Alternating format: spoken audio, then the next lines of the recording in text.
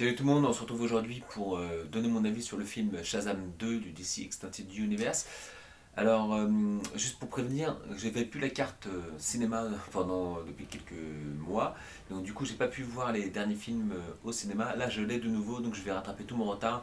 Donc très vite je vais vous donner mon avis sur donc là, Shazam 2, Creed 3, Scream 6, Alibi 2, Mario, enfin bref, je vais me faire un week-end rattrapage sur pas mal de films. Bref, voilà, ça c'est dit.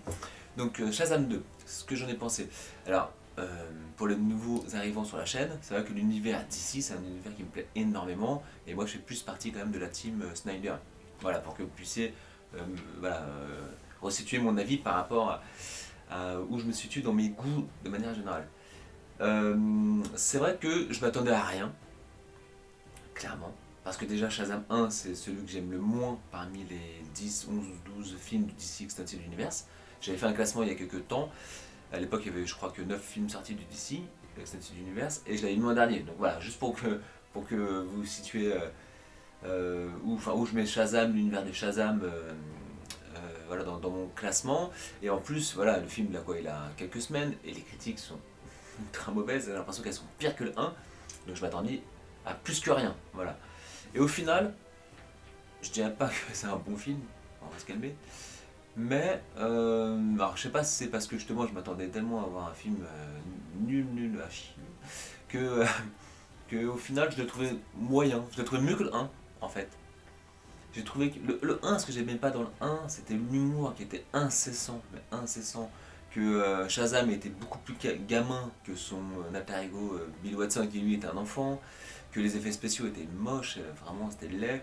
Que le costume, franchement on avait l'impression que c'était un cosplay quoi. Les faux muscles en mousse là, c'est incroyable quand même. Quand ils bougent, on voyait bien que c'était des ballons quoi. Enfin voilà, il y a un ensemble de choses que franchement j'avais pas aimé, à part le tout début quand il est enfant justement. J'aimais bien Billy Batson quand il est enfant, quand il s'est abandonné, tout ça. Enfin bref. Et là dans le 2, alors tout ce que je viens de dire, faut pas croire que ça a été corrigé et que c'est maintenant c'est top. Mais tout ça c'est quand même un peu mieux je trouve. Je trouve qu'il y a un peu moins d'humour, qu'il est un peu moins lourd déjà. Je trouve que le costume est bien meilleur. Et bon, après, vu que le gars, pour de vrai, il est pas musclé, ça reste quand même un costume où on voit que les muscles sont artificiels, mais il est quand même bien mieux fait. Les effets spéciaux, même si c'est pas, encore une fois, du Snyder, je trouvais que dans le 1, les effets spéciaux du 1, je trouve que ça faisait vraiment téléfilm qu'on voyait à la fin des années 90 où il y avait des monstres. Et là, dans le 2, bon, c'est pas ouf, mais c'est pas pire que ce qu'on peut voir actuellement au cinéma sur certains films qui sont assez dégueulasses quand même. Donc voilà, donc c'est quand même un peu mieux. L'histoire, en fait l'histoire elle est pas folle, mais je trouve que... Bon, alors moi j'aime bien dans le DC Extended Universe, j'aime bien quand on construise un univers autour des dieux grecs, etc. C'est pour ça que j'aime beaucoup le personnage de Wonder Woman. Et là, cet univers-là, c'est pas folichon, mais voilà, on est dans cette ambiance, dans cet univers, les filles de Gaïa, enfin de Atlas. Donc bon, pourquoi pas, enfin, ok, donc l'univers, pourquoi pas, il me plaît. Après, le film, il passe en défaut, hein. Je suis pas en train de dire que... Mais au final, je l'ai trouvé bien meilleur que le 1, en fait. Je l'ai trouvé très moyen, mais bien meilleur que le 1, pour vous dire à quel point je classe le 1. En gros, je dirais que si je devais comparer avec l'univers Marvel, bah ouais, parce que comme DC c'est du fan du Marvel, on va comparer avec Marvel, hein, carrément. Je dirais que Shazam 1, pour moi, c'était vraiment du niveau des pires films Marvel, donc du niveau de Ant-Man 3, par exemple, de Thor 4, vraiment c'était vraiment ce niveau je comprends même pas comment on peut se dire, bah tiens, on va sortir ça, quoi.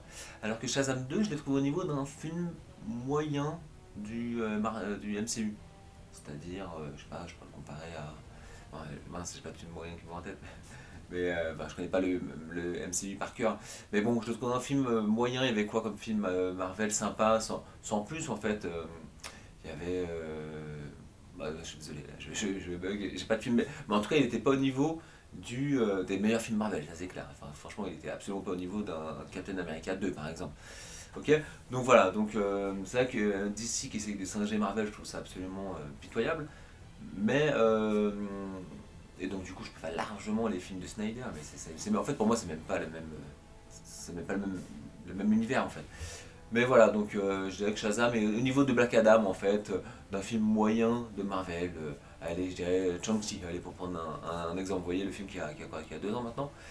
Voilà, je le mettrais à peu près à ce niveau-là. Mais pas au niveau des pires, franchement.